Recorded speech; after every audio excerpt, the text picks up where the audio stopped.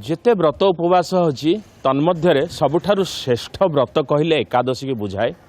ए एकादशी वर्षक भितर प्रायतः प्रति मासरे कृष्ण पक्ष शुक्ल पक्ष भाव में दुईटी एकादशी तेणु वर्ष को 12 मासरे 24 गोटी एकादशी रही है। तन्मध्यरे आका माबई आषाढ़ कार्तिक एवं माघ बैशाख ये चारोटी एकादशी को बड़ एकादशी बोली मध्य कुआ जाए।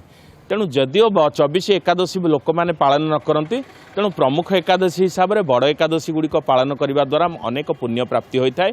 एकादशी व्रतर महात्म्य है सेदिन निर्जला उपवास करा जाए। अनेक लोक अच्छा जल मध्य पान करती केवल हिमालय रे वायु को आहरण करी जीविका माने दिनटा को निर्वाह करि थांती। तेणु से भली भाव में कुछ व्रत बा साधना करने द्वारा जो फल प्राप्ति है विष्णुंकर प्रसन्नता उद्देश्य एवं लक्ष्मींकर प्रसन्नता उद्देश्य ए व्रत को पालन करा जाए। तेणु ये हूँ विष्णुंकर स्वतंत्र व्रत एकादशी व्रत तार महात्म्य अनेक। तेणु समग्र भारत वर्ष में जेते सब तीर्थक्षेत्र अच्छे जेते जो साधना पीठ अच्छी एकादशी को गोटे महत्व दे था।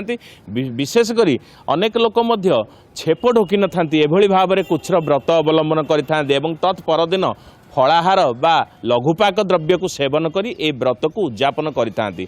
किंतु श्रीक्षेत्र होउची अन्न ब्रह्म महाप्रभुंकर महाप्रसाद।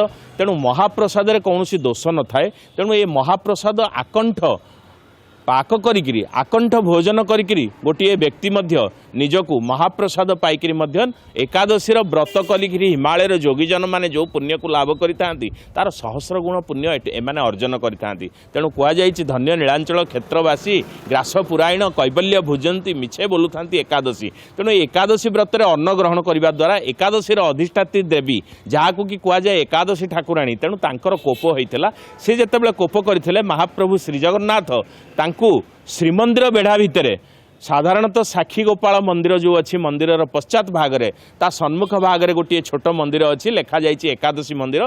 सेठारे एकादशी माँ को ओलोटा टांगी देइचंती अर्थात श्रृंखल बा बेड़ी पकाइकिरी तांको बंधन युक्त करिकिरी ओलोटा गोड़ उपरकू मुंड तलकू करी तांको झुलाई देइचंती।